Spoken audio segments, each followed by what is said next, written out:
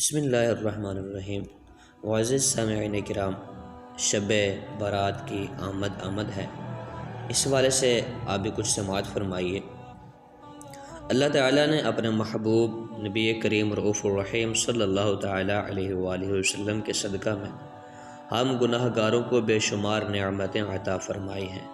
اس نے ہم خطا کاروں کو نوازنے اور اپنا عفو و کرم عطا کرنے کے لیے ہمیں بہت سارے مواقع فراہم کیے ہیں۔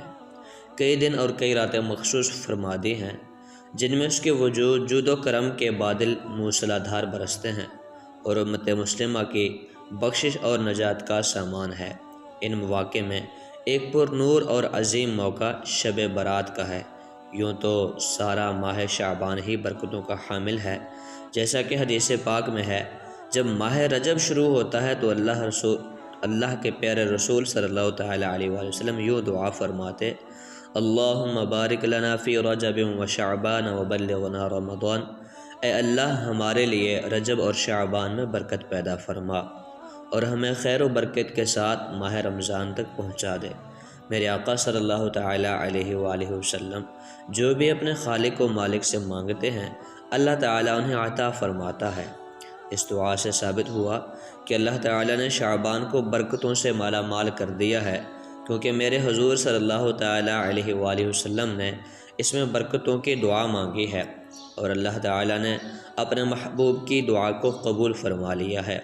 نبی پاک صلی اللہ تعالیٰ علیہ وآلہ وسلم شعبان المعظم کی شان و شوکت کو ظاہر کرنے کے لیے ارشاد فرماتے ہیں، فرمایا: شعبان شہری، یعنی شعبان میرا مہینہ ہے۔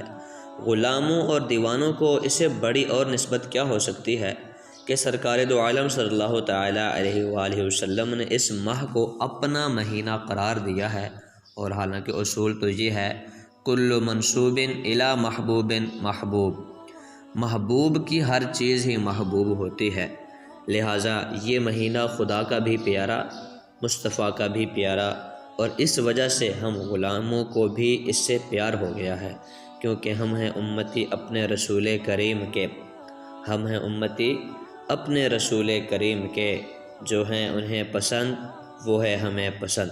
ایک اور مقام پر حضور صلی اللہ تعالیٰ علیہ وآلہ وسلم نے شعبان کی فضیلت کو یوں ظاہر فرما دیا، چونکہ آپ اس ماہ میں کثرت سے روزے رکھتے تھے۔ جب وجہ پوچھی گئی تو فرمایا: شعبان کا مہینہ بڑی شان و فضیلت والا مہینہ ہے، یہ ماہ رجب اور ماہ رمضان کے درمیان ہے۔ لوگ اس کی عظمتوں سے غافل ہیں، انہیں پتہ ہی نہیں کہ یہ کتنی شان و برکت والا مہینہ ہے۔ اور آگے فرمایا کہ یہ ایسا مہینہ ہے کہ اس میں اللہ رب العالمین کی بارگاہ میں اعمال پیش کیے جاتے ہیں۔ میں چاہتا ہوں کہ میرا عمل روزے کی حالت میں اٹھایا جائے۔ مزید سماعت فرمائیے۔ رسول اللہ صلی اللہ تعالیٰ علیہ وآلہ وسلم کے نزدیک ماہ شعبان کا مہینہ بہت ہی محبوب اور پیارا تھا۔ آپ ماہ شعبان میں روزے رکھتے، بلکہ شعبان کے روزے اتنی کثرت سے رکھتے کہ اس کے روزے رمضان سے ملا دیا کرتے تھے۔